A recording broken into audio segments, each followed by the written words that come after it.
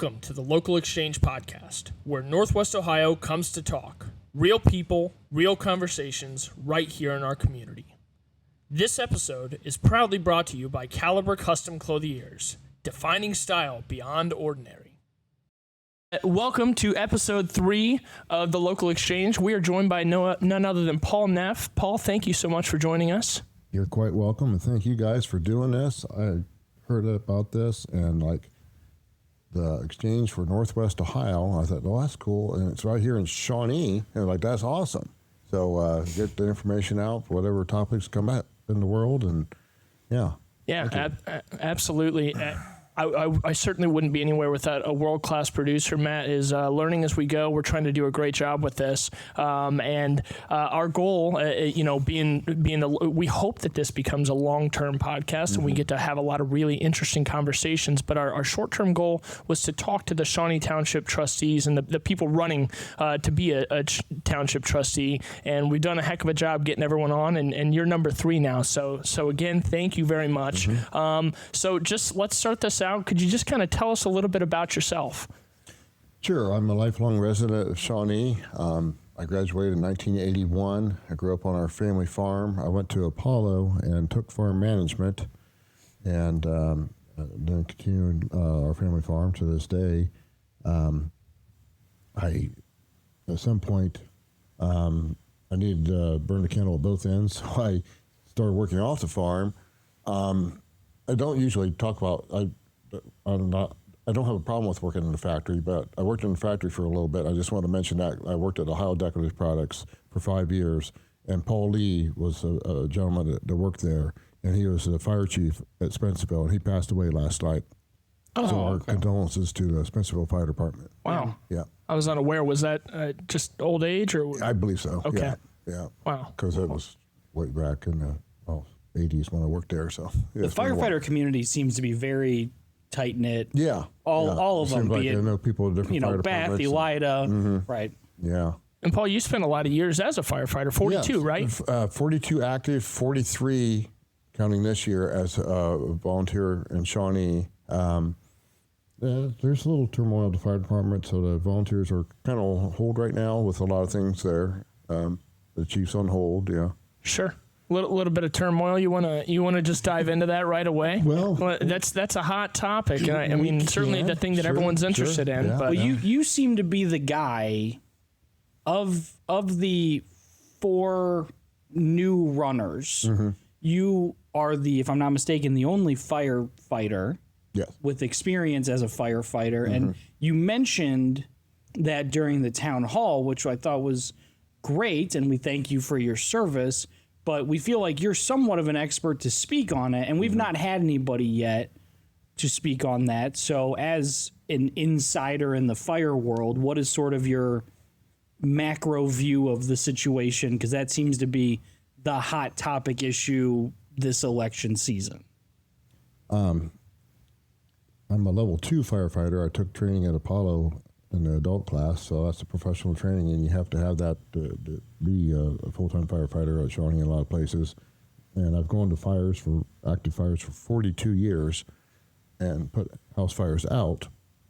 Now I feel like my firehouse is on fire, and I need to step up as trustee to try to put that fire out. Okay. It's certainly a good analogy to what's happening right now. It's just, you don't see any other community where they end up letting a chief go, and then in less than 2 years, they let a second one go. So as I said at the town hall, Chief Truesdale, who was very respected, highly respected, a chief, supposedly retired. And at some point, I called him, and we had a nice long talk, and he told me everything that went down. And as I said in town hall, he didn't get a retirement, he got an investigation. And then they bring in Chief Miller from outside, first time they've ever hired from outside the Shawnee Fire Department. And now he's on paid administrative leave and got an investigation. I'm like, so after the second time, because when Todd Truesdale and I were talking, I said, well, one of us ought to run for trustee because this isn't right. And he said, well, I really can't, but you can. And because of the situation that was going on and with the fire department. And so I thought about it, but then When Chief Miller was put on paid or leave, I'm like, oh, I got to step up now because things are out of control. Now is the time. Yeah. So he was the only. He got brought in as an external candidate. Do you know if there were any internal candidates that were raising there their hands? sure were. Yeah, and there's some excellent candidates from within. I think they wanted to bring someone in that they picked that would be more on their side of what they want to do because it's obvious they're micromanaging the fire department, and they Austin Miller being an outsider. He took passion for the job. He had some big shoes to fill with Chief Truesdale, and he started to fill them, and people started to like him in the community and the firefighters, and was doing an excellent job. And all of a sudden, poof, he's off just like Truesdale was.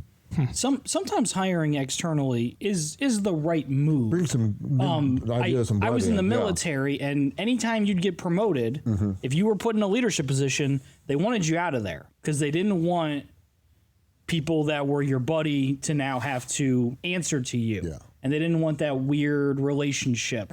So sometimes hiring outside candidates can be good, but I do wonder when you bring in an external candidate, your assessment is they wanted somebody that'd be more amenable to their ideas, more agreeable with them. Do you think is that a fair assessment from your understanding? I think it's a fair assessment because I know some of the guys that were candidates. So with the union, the 2550 Shawnee firefighters, they have to look within the fire department first before they hire from the outside. And they did. They went through the proper process and did all that, and then they hired from outside. But then, as you said, it's maybe a good idea to bring some different ideas and fresh blood and maybe turn things around. So people were receptive of it, and it was going well until one day he was walked out and put in a Shawnee police car and taken home. Did you have an opportunity to serve under him? Yes, I did. Yeah. Do you like Chief Miller? Yes, in I your do. experience, yeah. were you? Yeah, I like I said, he was having passion for the job and a lot of good ideas. He wanted to really push CPR for the public, and there was a lot of things that he was working on and trying to do. And he was shaping up to be a good chief, or was proving himself well. Now, I would imagine over the years you've stepped foot in quite a few different firehouses. Fair? Yeah, training, going to different places. Lot of talk about Shawnee's Fire Department, the house and the condition it's in. What's your assessment of that in comparison to other things that you see and have seen throughout your career? Well, it's showing its age. It's built in 1959, so that's when they established and started. They actually hired in January or February of 1960, and Ralph Ward, who's still alive, he'll be 93 on December 29th of this year. His birthday was the same day as my dad, so. Okay. And then Chief Rarick, they were the first two hires there in 1960. But no, the assessment of the building, it's really run down. It's showing its age. It's cement block and brick. So in the winter, it's not the most efficient building. The cement steps are starting to crumble. I mean, we used to do training and go up and down them steps, and now they're a hazard. The air conditioning is leaking all over the place.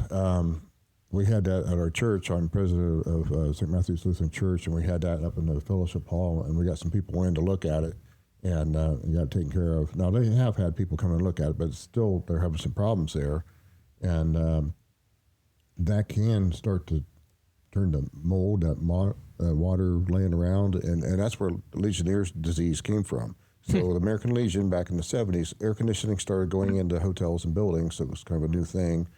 And the American Legion was in Washington, D.C. for a convention, and a lot of them got sick. Some of them died, and they're like, what happened? And they traced it back to the air conditioning with the water that was in there. Never even heard of Legionnaire's disease until I've heard just of now. Legionnaire's, but I had no idea that was the entomology I of remember it. it being on the news when I was a kid. If you just said entomology, I thought that had something to do with bugs. So I'm learning all sorts of stuff right now. Yeah. But no, there's been 2 studies done on the firehouse. Actually, Chief Miller did one too. There was a third. And they all show that remodeling or doing something with that firehouse, it really needs to be brought up not to today's standards. That's not the goal. You want to build it for in the future so you can grow into it. So it was maybe in 1960, it was set up for 4 per shift. The minimum manning now is 6. They'll have a platoon chiefs of 7 on there. So as the community grows, the firehouse needs to grow. The call runs are going to grow. So you need to have it up to at least 10. And so you don't want to, 10 years from now or 20 years from now, our firehouse is too small. Right. And you're like, do you really need something like that? Well, 10, 20 years, hopefully we'll grow into it. And you mentioned that we've heard a lot about 2 feasibility studies, and then you mentioned there was a third done by Chief Miller. Is that coming out of the township budget? I mean, if we did the first study, why did we decide that we needed to do a second study? I'm not How many really studies sure. do we need? I think what they did was there was a Ohio Chiefs study, and I'm not sure what the other one was. I can't think of the organization, but I think they wanted to do a comparison to make sure that we were in line. And there's a lot of money to spend, and Yeah. I think they didn't just want to go with one study. They want to see if they matched up or if there was something else they would find. And both their findings were really the same, that the building needs to be replaced. And actually, when they looked at our call runs, they said it'd be more convenient to be on Shawnee Road with all of our calls we have. And there's an empty lot there, and I don't know if that's where it'll ultimately be or not, or if they'll rebuild where they are, where they could actually stair step off the administration to the east and add on there like the living quarters or the kitchen, and then tear down part of it and stair step it and build it that way. I mean, there's different options I've heard, but it's just strange that the levy was passed almost 4 years ago, and for 3 years we're like, where's our fire department? And we didn't hear anything, and next thing we got police department. Oh, wait a minute, did they spell it wrong? Now, in that levy that was passed, I've heard a couple of different things. And if you go to the township website, one of the things you'll see is a long list of facts and myths. One of those things is that a lot of people in the township believe that levy was specifically meant to be for a new firehouse. And what's stated there is it wasn't specifically stated to be for a firehouse, but for possible improvements to the fire department, certainly, and other things related to the fire department. Where do you stand on that? Is that clear? Yeah, the levy is supposed to be for additional one person per shift. Okay. Additional, so there would be technically 8 because of the high call runs they have with the medic. The guys are, for 10 years, they've been working a lot of overtime. So this would be a way to alleviate that overtime. Oh, overtime's expensive. Yes, it's very expensive. So one person per shift, and that was supposed to take down the stress level and help the budget. And then it was supposed to be for getting new trucks, and they've done that. They've got the new chief's car and the platoon chief's car, and then they got the new engine 3 years ago, and then the new tanker is coming any time now. Okay. Yeah. I have this isn't really important, but I'm dying to know. I see all sorts of fire departments have, be it pickup trucks or SUVs. Can you please explain to me what an SUV is doing during a fire? Like I assume there is a question. I assume there's a purpose. I went to fire school 30 years ago, and the guys were complaining about their chief taking his pickup truck. I got to go before the engine and get there. No, we got to get the water there. That's the most important thing. Right. What does It you doesn't showing make up in a totally pickup truck sense. matter? Right. So we do that. All fire departments do that, and there's a big reason for that. So they go in a car, Tahoe, pickup truck. The platoon chief or the head of that crew goes first, and they get to that scene, and it's very important, they do a size up. They do a 360. They go around and they look at all the conditions, and they see what the hazards are. That saves lives. It happened, it's sad, it happened in Cool Rain down in Cincinnati. The fire department got there. It was a split level home. It was on fire. They didn't do a proper 360, or I'm not sure what happened, but they didn't realize that the fire was in the basement. Ugh. The crew goes in, and they're on the ground floor, but then they're on that split level. Right. There's a floor below. And here the fire was eating through that floor. And when you go in, you want to take your axe or tool, whatever you have, and sound the floor, make sure it's not getting soft from the fire. Well, they fell through and died. So that's why they go with a pickup truck or a car to get there first to look at those hazards. No, we couldn't splurge for like a Ducati or a Lamborghini or something. Get there just a little bit quicker. Can't imagine what the residents would be saying if a Lamborghini was out there. Well, to be fair, when I saw the new Tahoe, that's not a cheap car. Like, no. That's an expensive vehicle, and that's why I ask. Like, every time I see it, I go, "That's $100,000 vehicle." But it's got medical equipment in there. Like, I'm sure it serves a purpose, and so I'm glad you were able to answer that, because forever I have wondered. That's it. Like, I get, and sometimes you see, I believe the police department has a pickup truck. Yes. And I go, are they helping families move on the weekends in their free time? I can't answer that one. Right. Like, and so I do wonder where all this money goes. And when you talk about a levy and what the funds are for. Yeah. So, it was for staffing, trucks, and a new building. Okay. And for 3 years, we hadn't heard what was going on. And I was at one of the township trustees meeting, and they passed out, and Kevin Cooley said, people have been wondering what the money was, and it's being banked at Star and Columbus. So townships, counties, government agencies are allowed to use what's called the Star Bank in Columbus, and so they're banking the money there. I'm not sure why. If the money's coming in, they're going to start with the station. They might have more insight to stuff that we don't know on the outside, but they should be transparent and let us know. So Kevin Cooley did explain that, and I think he's doing a great job as a fiscal officer. And he doesn't do policy; he does numbers, and he's doing a good job with that. Now, diving a little bit into your experience in the fire department, I believe your father was a firefighter. Yes. Had you fight by a few years, right? Yeah. You got 43. He was what, 49? 47. 47? Yeah. So almost a century of firefighting between you two. Very impressive. Thank you. Mm-hmm. What is that brotherhood like between the firefighters? And then, I think about what these guys are going through, maybe being short-staffed, working overtime. Mm-hmm. I mean, what are the effects of that on your day-to-day job? Well, it takes a toll of them being short-staffed, and so you go in and you work your 24-hour shift. You go at 7 in the morning and you get off at 7 in the morning, and then you got 24 hours off, and you come in the next day. So if it was on Monday, you had Tuesday off, and you come back on Wednesday. But if they're short-staffed, you're going to be working Tuesday and then Wednesday, so you're at 48 and 72 and hours. But then there's a cap that then someone else has to take over. Okay. But it's a lot. Yes. And then so with the things that these guys are dealing with now, the crumbling stairs and things like that, like if you were a firefighter, like what is that? What's that? Does that have an effect on you on you, the way you go in and out of your job every day? Yeah, it's just the environment, because they live there. So if you had this going on at your home, or things were leaking and things were crumbling, or different things were going on, you'd want to get that either new or taken care of.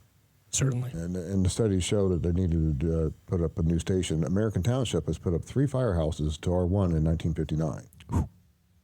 Wow. And American Township has a very nice website as well. I wanted to bring that up. Yes, I looked at our website, and then I looked at other township websites, and American Township was awesome. They have what's called a Ohio checkbook. They have their whole budget right on there. It's transparent, and then all their meetings are transcribed and archived, where you can go back over years and see the minutes from all the township trustee meetings. Then I was so impressed with that. I went to American Township to their trustee meeting and observed, and they tried to give me privilege of the floor. I'm like, no, I'm just here to observe. I'm actually running for trustee in Shawnee Township. And they said, well, anybody that comes in, we let them have an opportunity. So that was nice. I saw a few people get up and talk, and I actually stayed for an hour and a half afterwards, talking to some of the trustee and some other department heads. And they said they all work as a team with the fiscal officer, and they've got a long-range plan, and they're putting up, they said a little over $8 million fire station, and they didn't have to go to the voters for it because they had that long-range plan. Wow. And then I went to Perry, and that was a good meeting to watch. And they wanted to give me privilege of the floor, and I said, well, I'm served. Said, well, we're going to put you in the minutes. Okay. And then I went to Bath, and when I saw the similar with all of them, they have a continuing resolution, or say the number, it's on the table to start discussing it. So, like, at one of our meetings, Ryan Schott had privilege of the floor, and he talked about Chief Miller, who did not want to sell the third medic, and then a moment later, the trustees did a vote, all three yes, to sell the third medic and put it up for auction. I didn't see really any discussion. And different times they'll do resolutions, so I'm like, the other townships, they discuss this in front of the people, so, oh, I see what they're talking about, I see why they come up with this vote, and then you understand. So I just didn't see that. But just to clarify, the guys at the fire department really work hard to have the standard of service that we expect. So the ALS equipment and everything that was on, not everything, but it was on the third ambulance that's gone is actually on the engine, so they can respond with that. So the level of care is still there if both squads are out, because they are out quite a bit. That's one thing that was commented to me. Somebody had said that they appreciated that you had taken the time to go to other townships meetings and see what that was like. Aside from the transparency, is there anything you picked up that you think, hey, Shawnee should adopt this policy, and how can we go about getting that put in should you win?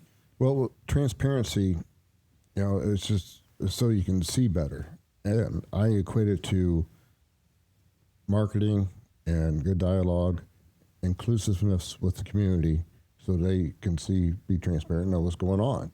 And that's what I saw when I went to the other townships with them having the discussion before they went to a vote.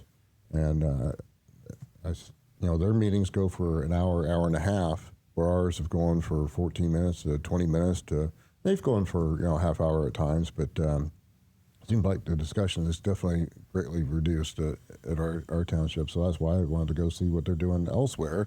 And then last night, I went to the County Fairgrounds and watched the Perry Township town hall, and that was very good. They had the candidates up front, similar to what we did here in Shawnee. And one of the things that was the theme that they were all talking about was economic development, and especially with Eastgate and stores that are empty, and trying to turn that around.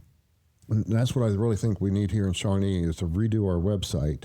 That'd be another way to be transparent instead of having myths and truths that's still on there. And I don't think that would be on there if they had more dialogue and more transparency. Then people would know. If you don't know what's going on, you start guessing. When you start guessing, then things start getting spun out. Well, you start to assume. I assume the worst. When my wife doesn't tell me how much she spent going shopping, I assume she spent probably a number in which I'd be like, oh, that wasn't great. But then you got to do the myths and truths to be on the defensive. Right, but if she shows me the receipts, I go, hey, all right, great, we're good. Yeah, there you go. So, Well, and even from a basic standpoint, like, for this, I want to reach out to the police department, talk about their levy. I assumed I could go to the Shawnee Township page and get some good contact information. There was a number. I didn't get a chief of police name or anything like that, so there was nothing to go off of. Now, I ended up getting the information elsewhere, but even just from a basic standpoint, it doesn't have the information you want to have. I mean, below all those truths and myths, trash and leaf pickup. All right, well, thank goodness I finally got to the trash and leaf pickup at the very bottom of this long political ad. I mean, and it's I understand that to defending yourself. So I get it. But that shouldn't be on the front page. I looked at Perry's website. I looked at Bath. Bath's got a nice one. They've got the trustees right there, and some of them have their picture in their bio, and that's good. But American Township really impressed me, so I went back a second time to one of their meetings. Yeah, and maybe the first time was a fluke. You just caught him on a good day. Yeah, right. Yeah. Said Paul's coming in. Yeah, They didn't try to give me privilege of the floor. They recognized me. But, I talked to them about their website, and I need to find out who does that. But what we need in Shawnee is what they've got there, where our budget's on there and our minutes are archived, where you can click on them and see them, and have it broke down with the different departments, and have a spot for economic development. And people can click on that if a company's looking to our area, or if people are looking to move to our area, they can click on it and see about the schools. We've got 2 big hospitals here in Lima and OIO. So we've got doctors looking to move to this community, to sit at the town hall. So when those families are looking to move here, the doctor's not going to look, but his wife will look at that website and try to do some research and say, hey, I think Shawnee's the best community with the best schools and we'd like to move to. And we don't want to count on our realtors to try to sell Shawnee. Then we need to have a page for the different departments, the police department, where we can go right to it. And Chief Cole, my gosh, you look at the reports that he's passing out at the township meetings, it's impressive. And just to talk about them just a little bit, because I know we concentrate a lot on the fire, but everybody's wondering what they're building. And if they had the transparency, they would have told us, because a lot of people were asking me, I don't know what they're building. Next thing you know, it's part of the dispatch in the police department. But over the years, not for bad reasons, but I've been in the police department, and it just didn't flow right. I mean, they're in different rooms, and they've outgrown that. And if they've got a bad guy, I mean, he's just right there. And so now, I have not seen it all yet. I think they're going to have an open house at some point. It's secure. They got bulletproof glass, so when you walk in, the dispatch is right there behind the bulletproof glass, because they've had some individuals that were a little scary come in there at 3 a.m. Sure. And so it was something that did need to be done. But I think if you had a long-range plan and really looked at it, you got money coming in for a firehouse, and you want to do the police station, and rightly so, have a long-term plan with an architect and have it all flow together nicely. And I think there should have been a master plan on that one, and then they dropped the ball. But it's funny you bring up some of these going into the different communities. And I used to be in outside sales, and so I traveled into these different communities and stopped into different stores. And I think about Salina, New Bremen, New Knoxville, Minster, Wapakoneta is a great example, and even Bath and Elida, certainly to a certain point. There is a certain level of town pride. Like when you walk in, it is. I just always like, man, that'd be tough to buy a house in that community because no one's going to move out of there. And it seems like Shawnee is almost kind of an afterthought to being in Lima. Like you live in Lima, you don't live in Shawnee. And what do you think we need to do to get that distinction that people identify first? I'm from Shawnee. I'm not from Lima. I'm from Shawnee. The way that some of these small towns around us are. Yeah, and I don't want to trash the current trustees. They're doing some good things, and we have the step, and we're doing stuff with the homecoming and the school and all Jubilee and the Christmas tree. It gives us more of that community feel. But I know what you mean when you go to other communities, and then you come up here to Breeze Road and the Dixie, and it looks better than it did years ago. But something needs to be done different there, and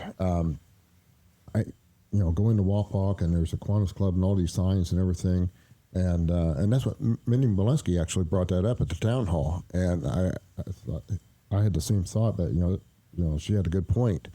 That there's a sense of community when you go in and you see that pride as you're going into that community, and we just don't have that here.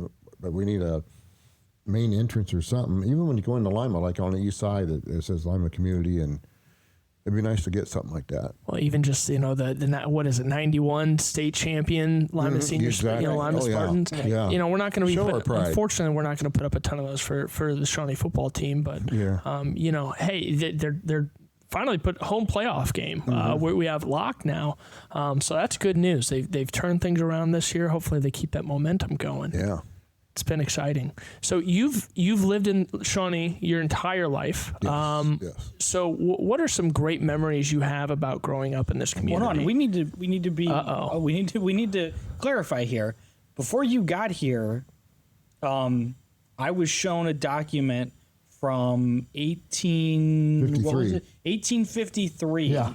So Because so someone asked me, they said, well, I didn't see where the Neffs were in Shawnee in 1853. I said, well, no, they were over by Fort Amanda Parks where our family farm was. Okay. Well, that's not Shawnee. Nope. So Paul Edmund, his name's at the top of this document, and then signed down here at the bottom, April of 1853, bought a farm here in Shawnee. And then his granddaughter married Lewis Neff, and then he took over the farm, and so that's where we get 6 generations going back 172 years here in Shawnee. Wow. Great last name, by the way. My middle name's Edmund. So with a D though, not Edmund. Oh, well, you know, I Yeah. can't. So what's interesting is that Paul Edmund bought the farm in 1853. My middle name's Edman after him, so I'm Paul Edmund Neff, named after him. Okay. And so he's the first one to farm it. I'm the last one to farm it since I have 3 daughters. You know, it's funny. We got the Edmund, kind of close connection, Yes, and yes. then we actually have a Lakin connection too. My daughter's name is Lakin, and I happen to see that. Lakin, yeah. Yep, You're and on top spelled of it. differently again, but you know, Okay, yeah. it'll work. Research. Yeah. So point being, you've been around for a minute. Mm-hmm. You're not necessarily a spring chicken in the Shawnee area. Sometimes I feel that way. So what from probably not after a day of farming, you don't feel that way. What like John was alluding to, what do you know, what are some positive memories, you know, back in the day, eliciting community pride? Is there any of that, anything that you can remember you go, man, I wish we could get back to that, or I wish we could do that again? I can't think of one thing. I mean, the first thing that pops up is after September 11th, and just the way the whole country was feeling, and everybody was so nice to each other, and you know, I think back at all when I was in high school, and like Rod Arthur got state championship in wrestling. Things That's like right. that. I saw his name on the banner in the wrestling room when I wrestled. Yeah. Didn't get anywhere near that state, but Me either. I wrestled just my freshman year, but I got pulled away to the farm too much. So farming, you know, what type of things? I mean, when you say you farm, there's a lot of different versions of farming out there. is. What was your normal farming like? Growing up, we had hogs and grain crops, and then we were going to expand more into the hogs, but then the neighboring farm came up for sale. Dad bought that, and then another one, so we got out of the hog business and just do corn, wheat, and soybeans now. And so we're up to 800 acres, all pretty much here in Shawnee. I got just a little bit in Auglaize, but it's all within like 2 mile stretch, so I don't have to go very far. And that's still something you're actively doing. Actively still doing that, So yes. But it's a recent retiree. yeah. Well, yeah, I'm glad you brought that up. You got like 100 jobs. Yeah. Like, you had to cut one of them out. Yeah, burn the candle at 3 ends or whatever. But, yeah, so I started molten gas in 1992, and so I've been doing propane for 33 years. And I did all facets of it, delivery, sales, installations, underground tanks, installing water heaters, whatever there is in propane. I've done. I even done some fire training with that with Ed Lowry, and in different places where they have they call it Christmas tree, and they light it up with propane. Liquid propane's coming out, and it's burning really big. And the guys got their SCBAs on, their fire suits, and they go up there and they have to push that fire back and reach down and turn the valve off. But about a month ago, I went into my boss. So I was working year round, and then for the last several years, I went seasonal at CC Propane in Walpock, just working in the wintertime, which was a perfect fit for on the farm. But I'm to my time and age and everything. I was like, I think it's time after 33 years. And I told him, I'm done. And he's like, no. He didn't want me to go. And he called me actually the next day. Before I hit submit on this form, are you sure? I said, yes, I'm free. maybe you were just manifesting you're going to replace that job with the job of trustee. Maybe that's what you were doing. You know, that wasn't the original thought, but it's dovetailing really nicely. It would fit in well. Yeah. I've had the idea of running for trustee in the back of my mind, and I've kept it in the back of my mind. And it's kind of ironic because at St. Matthew's Lutheran Church, we've had so many leaders that went to that church. Lloyd Bowser was a township trustee. Wendell Bowser, I don't know if cousins or what, but it was a township trustee. John Sealing, who's my dad's best friend, he's still alive. He would be 93 in January. I keep in touch with him. He was a Shawnee Township trustee. Bob Mayer and his son Mark Mayer, Harry Baber, they all went to my church. So I grew up with all these guys that were trustees. And Lloyd Bowser, many years ago, asked me, he said, you ought to run for trustee. And then John Sealing, just a few years ago, said, you ought to do that. And I didn't really care to, because we had good trustees for a lot of years. And I'm not saying that ours are bad, but they're good people. And Warren Buffett says there's good people and there's good CEOs. But sometimes good CEOs do some dumb things, so then their stock goes down and Warren Buffett buys the company. I think our stock's a little low right now for various reasons, mostly because the fire department's been in the news for all the wrong reasons. And I like to get Shawnee where it's not in the news. So that's why I wanted to step up. I don't want to make it all about the fire department. You know, I've met with Police Chief Colai. I think he's doing a great job. Fiscal Officer Colai, Howard Gray at the road department. We'll make sure we cover the bases of all the different departments. Yeah. At least the Wendy at the cemetery is just knocking it out of the park with the Wreaths of America and memorials that they're going to be doing that they got coming up for the firefighters. Inspector Firefighter Matt Myers, Chief Truesdale, and Firefighter Greg King. They're going to be doing some memorial out there. Oh, that'll be coming up. nice. Yes. That's awesome, and I'm glad you're pointing that out, because there is a lot of focus that's put on just the fire department itself, but there really are a lot of great things happening in the community. Yeah. And I don't want to go in there and trash what the guys are doing, the trustees now, because with the step and whole Well, Jubilee, you're going to have to work with at least one of them should you win. right.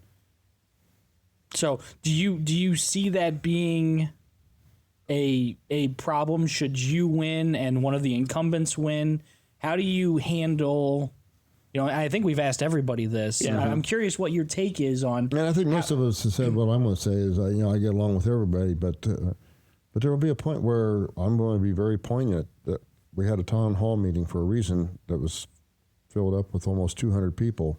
We had 2,000 views, like within 24 hours, and now it's over 5,000 views. We're in the news. Things are heating up for a reason.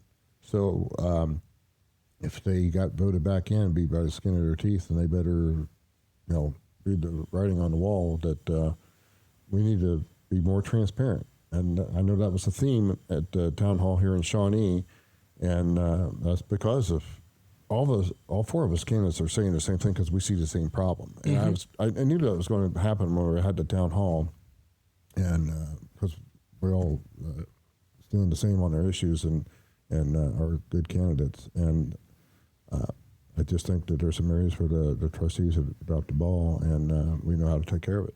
I will say the four of you have been very cordial towards each other. Yeah, I've not heard or seen one. I don't see it as a speak competition. ill of the I other. see it as we all love this community and want to step up and do what we think is right, and we're thinking the same. After the town hall, I remember Mindy Molesky was the closest to me, and I was telling the other three, I'd be proud to work with any one of you, and if I don't get in, I'd be proud for any two of you to be in there to be my trustee. Definitely. That's high praise. That's good. And you're right. It's exactly what we've heard from everyone who's been on here.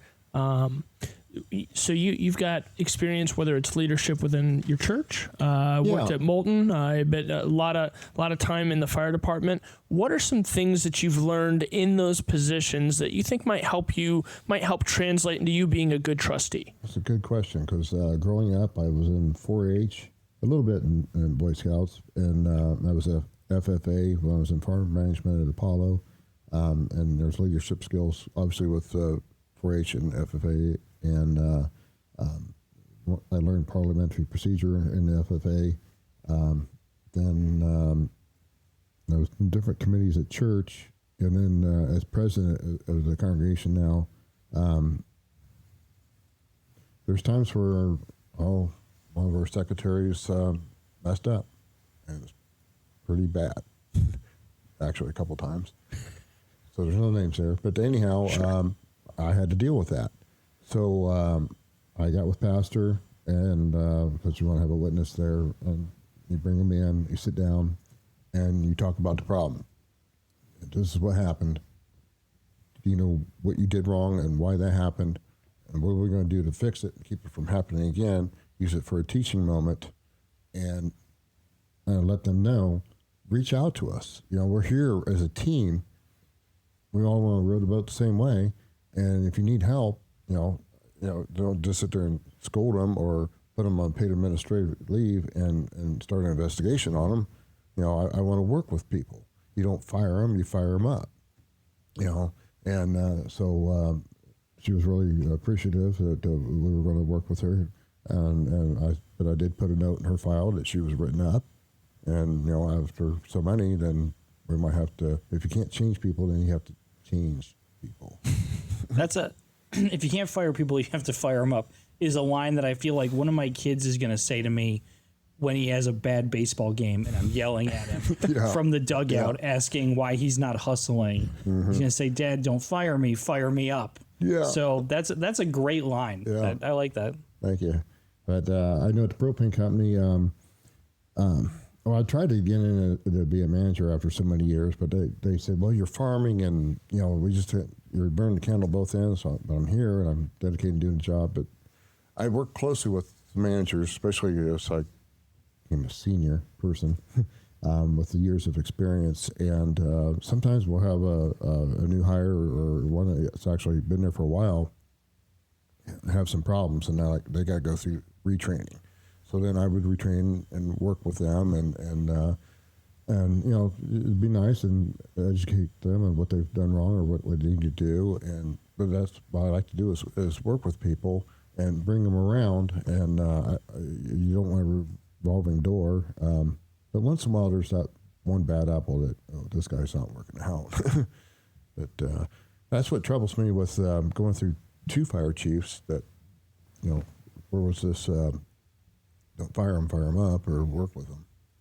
Well, and on top of that, there's a lot of talk about the turnover that's happened within the fire department, and it seems like that's a relatively new thing as well, right? From what we're learning. So yes, and there is that. To be fair, we've had some of the police and other agencies, and I don't know about that. I can speak to the fire department very well because Columbus and Toledo pay very well, and firefighters are going there, and they do a lateral transfer. They don't have to live in that community. They can stay right here, show up at 7 o'clock, do a 24-hour shift, get $120,000 a year in Columbus, and then come back here and live. So, that's tempting. Lima Fire Department's lost quite a few. We've lost a few. So that's why you have to pay up more to keep the firefighters here. Are the funds available? I mean, we talk about levies and what's in there. The funds are there, and they recently got a real good raise. Shawnee, the firefighters did, deservingly. And as I stated in the town hall, I think our guys are the best and with the best equipment. And that's what makes us Shawnee proud. What's different from us from any other fire department is because what we have right over here with the refinery, the chemical plant, and some very nasty chemicals, hydrogen cyanide and different things. And, you can go back and research on Bhopal, India, and what happened there and in the 70s, and it was not good. So they do a good job being experienced to deal with all those nasty things. And that's where they go off to, like Texas and different places for refinery fire training and other things. So they have that expertise. So that's why we want to pay them well to compensate for that knowledge. And when I talk about tools, Shawnee always seemed on the fire department to be a kind of a leader. I've known all the fire chiefs. I knew Art Yoakum was the first chief. He lived in Hume. My dad would take me down there when I was a kid to visit with him. And then Dale Brown was our second chief. He went to my church. His wife was a librarian at Shawnee. And then Chief Rehrig. Then we had Litzy was after him. And we've had great chiefs, and different times they'll make Shawnee the leader one of the things that Chief Litzy did was start talking about hazardous material and had classes on hazmat, and everybody's like, what? Now, everybody understands and knows what those hazards are, but back then we didn't. I think of some other things they did. One of the things that's going on now that's kind of neat was they have what's called the Lucas tool. And so if someone's having a heart attack or needs chest compressions instead of CPR thing? Yeah. So it's yellow, and they put the board underneath them, and then it snaps into place, and it's got a plunger with electric battery, and they hit it, and it goes down and measures where the chest is, and then starts doing the compressions. Yep. So when they went to the hospital, they've seen that, and they're like, "Oh, is that just so you don't have to do it physically yourself?" No, it does the compressions exact to where. So it senses it can. You might get tired or might be doing the compressions just right. This does it exact. So the outcome of the patient, it's like 70 or 80% recovery. It's saving a lot of lives by getting the compressions just right. And we've got 2 of those. Wow. I think we were the first fire department in the state to get anything like that. I hear a lot about how busy our fire and EMS are. Mm-hmm. Why do you think they are so much busier, or are they busier than in American Township, Bath Township? Like, Shawnee does not seem like a very large population community, but I hear about 12,500 people here. How many calls they're doing. Is it the age of the population? Is it just because it's a big geographical area, so they're covering a lot? Or are firefighters expected to do more now than they were maybe when you served? Well, they are. I mean, because when the station started in '59, there was no medic. Funeral homes bailiff actually was the medic. They called them meat wagons, So 73 or 74, somewhere in there, Art Yoakum was the first chief. There was actually a mandate from the federal government that they had to put the ambulance in the fire department. So the federal government said, wherever I-75 is, if you have a township or municipality in that, you have to have a rescue squad. Because the chief didn't want to do that at the time, but so they started the rescue squad, and then that's when the TV show Emergency 51 came on to show people, what the fire department can go into the medic service too, and it's kind of grown from that, and our call runs increased, so that's why we got the second medic. We don't have the staffing to really run a third, but we've got, I hate to say it, we got a nursing home here, and they go there a lot. So that's one of the reasons for the call volume. The other is things just happen, but the other main reason is mutual aid. So it's hard to get volunteers. So they end up going to Cartersville or Spencerville because they just don't have all the volunteers. We're going out of the community more than what we used to, so that increases the call runs there. I know American Township's doing the same. They're going to Spencerville or to Caro outside their district on mutual aid runs. That's going to be a growing problem because the other places don't have the volunteers that they used to. Right. Okay.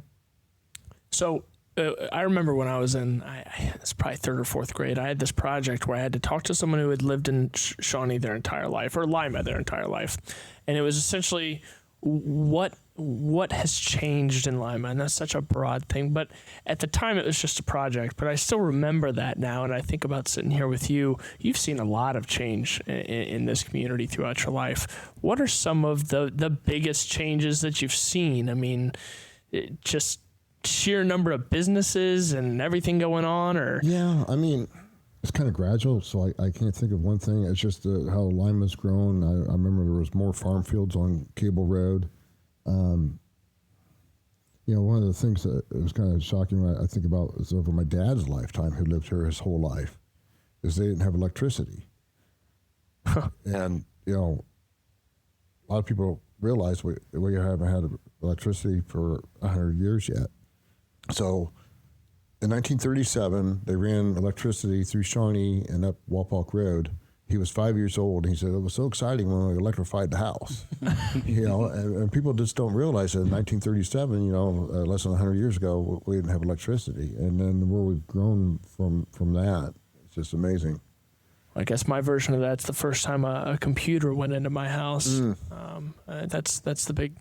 I remember when that happened, and that was pretty exciting. Well, I remember I was teaching my kids to drive, and there was just so much traffic. They're trying to pull out on like 309, and I said, "Dad, was it like that when you started driving?" And, well, actually, no, it was not. We've asked everybody, sort of a broad question of what would you do to bring commerce in here, to bring more businesses, industry, be it retail, food, hospitality, whatever. Right. No, that's a good question. That's something I wanted to talk about, and That's what we're here for. Well, before you get into it, we've had somebody commit to bring a Chick-fil-A, and somebody commit to bring a Top Golf. A mini Top Golf. I did hear that. So where are you? What are you offering to bring into Shawnee? What's your bargaining chip here? Yeah, the bargaining chip's coming in. I think about that for a moment. No, but we do want to hear, because obviously we're not getting a Chick-fil-A or a Top Golf or a mini golf or probably a putt-putt golf. But Right. I am curious, because that's one of the bigger ways in which to bring revenue Right. to the Well, township. you're right. That is. And we don't need those other things because we have Pete's ice cream. Oh, that's right. We do have And pizza they're ice cream. standing in the parking lot there. So we do have that. So we don't need that other stuff. So, My wife loves pizza ice cream. She will drive past 3 different ice cream places just to go to Get a Pete's. little plug in there. But no, I talked about that at town hall. I have that on the website. There'd be economic development on there. I would like to go to the county to the county commissioners meetings. I'd like to go to the Allen County Economic Development Board. Some of their meetings are closed because when businesses come in and meet with them, they like to kind of keep it hush hush. Right. But they do have some open meetings, and I like to go to some of their open meetings and meet with Cynthia Lease, who's the president of the Allen County Economic Development Board. They have a open meeting or annual meeting that's coming up here in November. Definitely, it's after November 4th. So if I am elected, I would definitely go to that annual open house and meet with Cynthia and the board there and try to promote Shawnee. And I like that. I think we need, between the chemical plants, like that should bring in a lot of revenue. Mm-hmm. But we hear different numbers about the budget. We hear, oh, it's good, we're balancing, we've got a surplus. But then we also hear the flip side of it, where maybe that's not all entirely true. And if it is true, that feels like a thing in which you would want to show people. Right. Yeah. And so I'm curious, as a potential voter, wherein do you fall with how important is bringing in business? How important is it that, we are imposing incentives for those businesses to come in, but not so much that they're not then paying their fair share in taxes? Mm-hmm. How do you juggle that as a trustee? Yeah, because some of the chemical plant, one of them got an abatement, and I think that's done more on the county level, and trustees, sometimes get blamed for that. There's certain things that go on with roads here in Shawnee, but there are county roads in Shawnee, and so trustees sometimes get blamed for things that they don't have control over. But we definitely need to get more business and growth here, because that helps share that tax burden, so we don't have to go to the voters as often. Shawnee, you've been here your whole life. Are there some common values? If you were going to describe what being in the Shawnee community is like to somebody who's thinking about moving in, what would be kind of your pitch? What are the people of Shawnee? How do you think Shawnee, what's the identity of this community?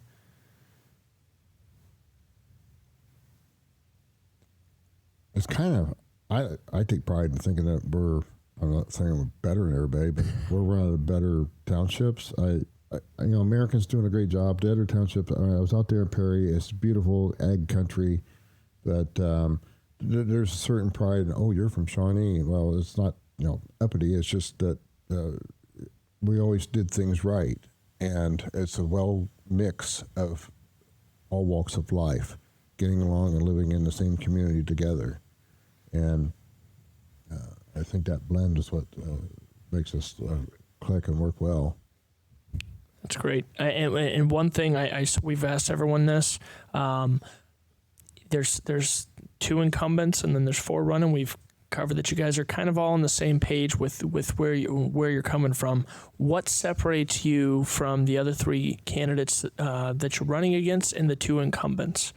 Well, first let me piggyback off that last one. Yep. When you go to other communities, what's ironic is, what's going on in Shawnee? They'll ask you. So that just shows the pitch of the situation here. The other people in other communities are talking about it. As far as me standing out from the others, as I said before, we're all 4 good candidates. I like the other 3 as well. But I think my age and experience is part of that. The leadership roles I've done with the church and training and with people and working with employees. At the propane company, we did marketing and working with customers. And when I hired in there, Kerm Strode told me that the customer's number 1, your fellow employees number 2, and everything else will fall into place. So I think the residents here are as customers, and you want to hear their concerns and take care of them. And I always got joy in working with customers, and so I would be available almost every day in the wintertime to go in. And, of course, in the evening, I just remember,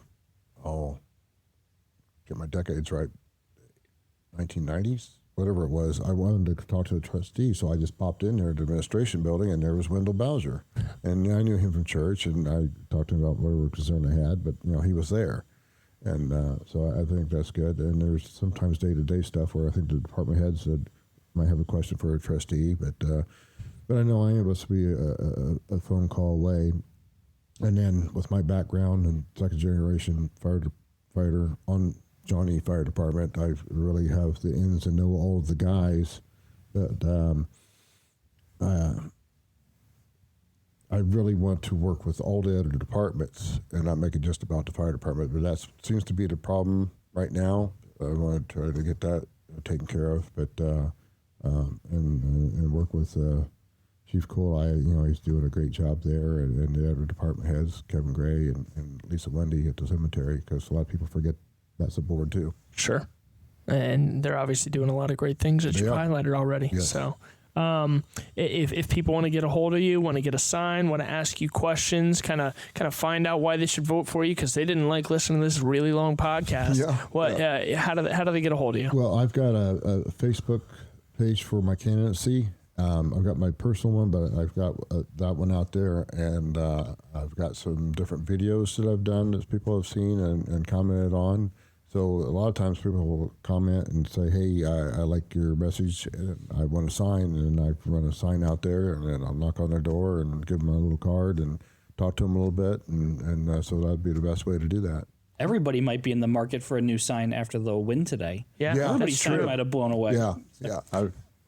So November 4th Yes. is the day everyone's voting. What do you got any plans November 4th? You know what you're going to be doing? Yeah, I'll be watching the news for sure. Okay. Didn't know if you had like a lucky meal you were going to be cooking up, or are you going to be with family? Or anything like that. Who knows how it's going to turn out. Sure. Some people think they have a high chance. I'm low key, and it is what it is. I put my effort out there, put myself out there. For all 4 of us, we're stepping out of our comfort zone, and we wanted to try to make Shawnee Pride, stand out, and like I said, the trustees that are in there, they're not bad people, and they've done some good things, and we can't just throw out everything they've done, but there are some things that that transparency and the discussions on different things that we see at the trustee meetings. There's a few things that definitely need to be changed. It seems like that's unanimous. Matt, you got anything I missed?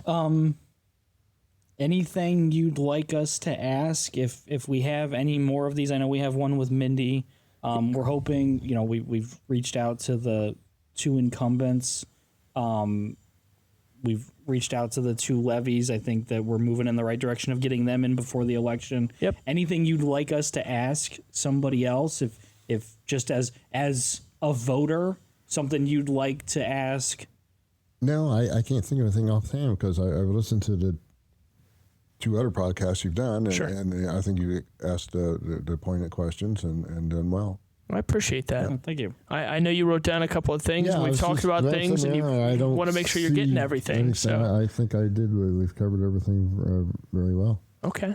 Well, Paul Neff, this is a great conversation. I hadn't got to hear much about you before this. You're very experienced, very knowledgeable. You were rattling off dates left and right about things that have happened and know a true history of our city. So it's a pleasure to speak with you and a pleasure to meet with you. And I wish you nothing but the best of luck. Thank you for running and throwing your hat in the ring. And best of luck on November 4th. Thank you very much, and thank you for the podcast, and I hope it keeps growing very well for you. Appreciate that.